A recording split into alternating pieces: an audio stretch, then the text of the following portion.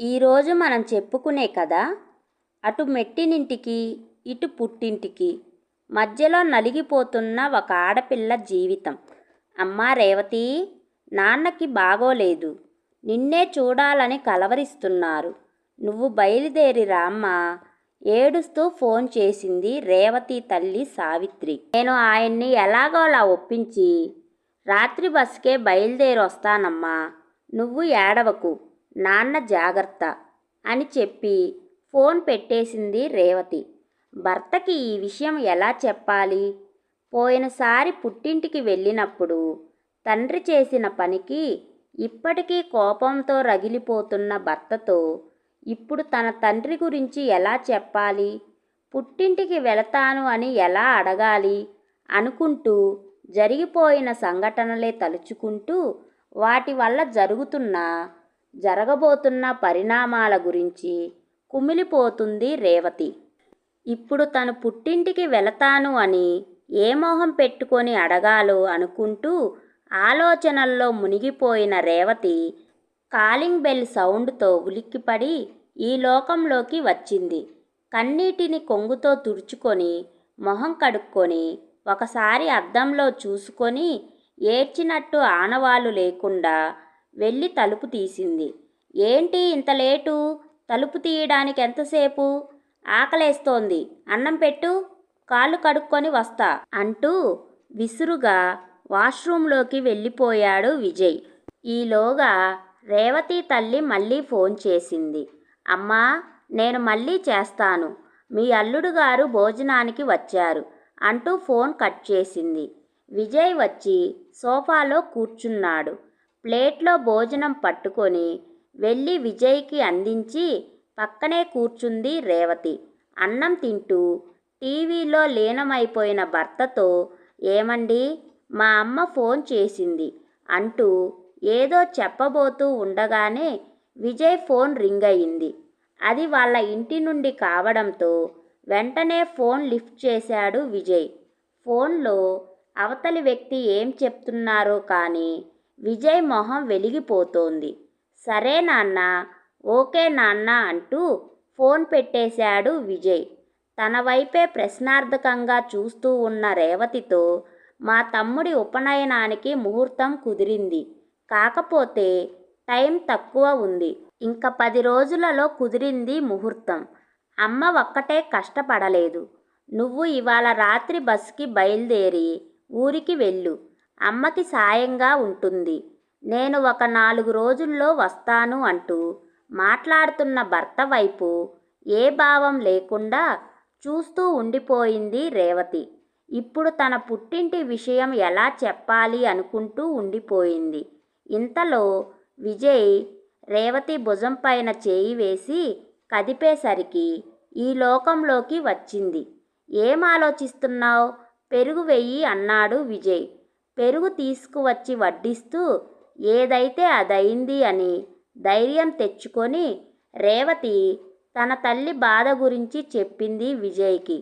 తింటున్నవాడల్లా ప్లేట్లో చేయి కడుక్కొని, మీ నాన్న చేసింది మర్చిపోయి ఇప్పుడు నిన్ను మీ పుట్టింటికి సాయం పంపించమంటావు, అంతే కదా అన్నాడు విజయ్ ఉక్రోషంగా. అది కాదండి, మీ ఊరికి మా ఊరికి అరగంట ప్రయాణం కదా, ఎలాగో ఊరు పంపుతున్నారు కదా, పగలంతా అత్తయ్య గారికి సహాయం చేసినా రాత్రిపూట మా అమ్మకి సాయంగా మా ఊరు వెళ్ళడానికైనా ఒప్పుకోండి అంటూ దీనంగా అడిగిన రేవతి మొహం చూసిన విజయ్ మనసు చలించింది. నీ బాధ చూడలేక ఒప్పుకుంటున్నాను, కానీ మీ నాన్నని మాత్రం ఈ జన్మలో క్షమించను అంటూ వెళ్ళిపోయాడు విజయ్. అతను వెళ్ళిపోయాక తల్లికి ఫోన్ చేసి విషయం చెప్పింది రేవతి.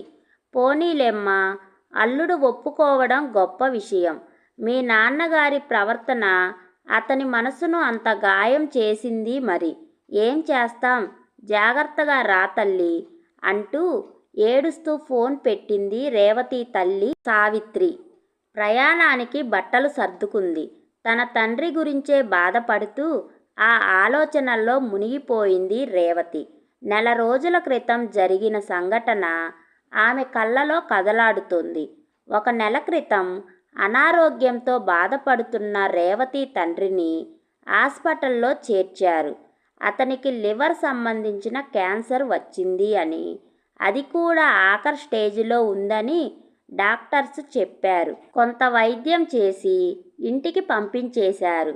ఆ వ్యాధి పర్యవసానంగా తీవ్రమైన అనారోగ్యం చేస్తూ ఉండేది ఆ పెద్దాయనకి.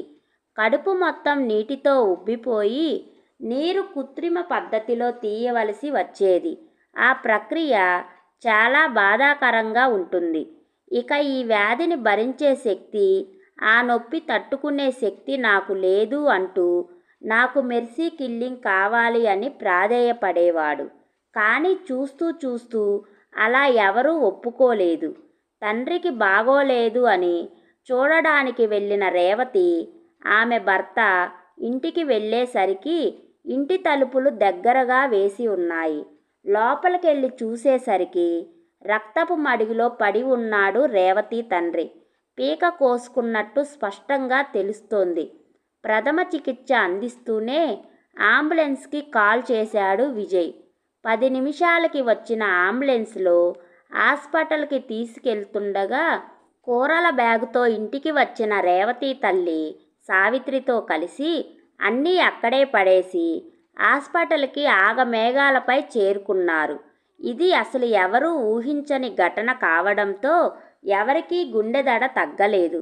డాక్టర్ కుట్లు వేసి మెడిసిన్ ఇచ్చి నయం చేసినా అలా కోసుకోవటం చట్టరీత్యా నేరం కాబట్టి పోలీసులు ఇంటికి రావడం, విజయ్ని స్టేషన్కి రమ్మనడం లాంటివి జరగటం విజయ్ మనసులో బాధతో నిండిన కోపానికి తెరలేపింది.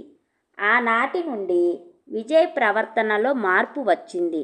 ఇంతమంది బంధువులు అయిన వాళ్ళు, నేను అందరం ఆర్థికంగా ఆదుకుంటున్నా కూడా ఇలాంటి పిరికి పని ఏమిటి? ఆయన వల్ల ఎప్పుడూ లేనిది నేను పోలీస్ స్టేషన్కి వెళ్లాల్సి వచ్చింది అంటూ రేవతి మొహం మీదే అంటున్నాడు. అదే రేవతి మనసుని శోభకు గురి చేస్తుంది. ఇప్పుడు కూడా తమ్ముడి ఉపనయనం ఉంది కాబట్టి ఊరు పంపిస్తున్నాడే కానీ తన తండ్రికి చివరి రోజులని కాదు. ఒక పూటైనా వెళ్ళడానికి, తల్లి దగ్గర ఉండడానికి ఒప్పుకున్నాడు. అదే చాలు అనుకుంటూ ఉండిపోయింది రేవతి. అలా సాయంత్రం అయింది. విజయ్ వచ్చి ఊరు వెళ్ళడానికి బస్సు ఎక్కించాడు. మనసంతా బాధతో మెలిపెట్టేస్తుంది రేవతికి. నాకు చాలా కష్టంగా ఉంది. నా పుట్టింటికి నేను వెళ్ళడానికి స్వేచ్ఛ లేదు. ఒక్క పూట మాత్రమే, అది కూడా రాత్రులు ఉండడానికి మాత్రమే ఒప్పుకుంటారా? ఇదే సమస్య అతని తండ్రికి వస్తే అని మనసులోనే బాధపడుతూ తన తలరాత ఇంతే అని సర్ది చెప్పుకుంటూ ఎప్పటికో నిద్రలోకి జారుకుంది రేవతి. కదిలే బస్సు కాలానికి మళ్ళీ ఆగకుండా ఆమెతో పాటే ఆమె బాధను కూడా మోస్తూ ముందుకు సాగిపోయింది. తెల్లవారుతూనే అత్తవారి ఊరు చేరుకుంది రేవతి. ఆమె మరిది వచ్చి ఆమెను ఇంటికి తీసుకువెళ్ళాడు. ఎప్పటిలాగే ఆమెకు ఈ పూట ఏ ఆదరణ లేదు. ఇంటికి రాగానే అత్తమామల కాళ్ళకి దండం పెట్టి అత్తగారు చెప్పిన పనులన్నీ చేస్తూ పగలు వెళ్ళబుచ్చింది. రాత్రి భోజనాలు కూడా సిద్ధం చేసి పెట్టి పుట్టింటికి బయలుదేరింది. అరగంట ప్రయాణం తరువాత పుట్టి పెరిగిన ఇంటికి చేరింది. ఆఖరి రోజులలో తండ్రి పడుతున్న దీనావస్థ, తల్లి చేస్తున్న సపర్యలు చూస్తూ మౌనంగా రోదించింది రేవతి.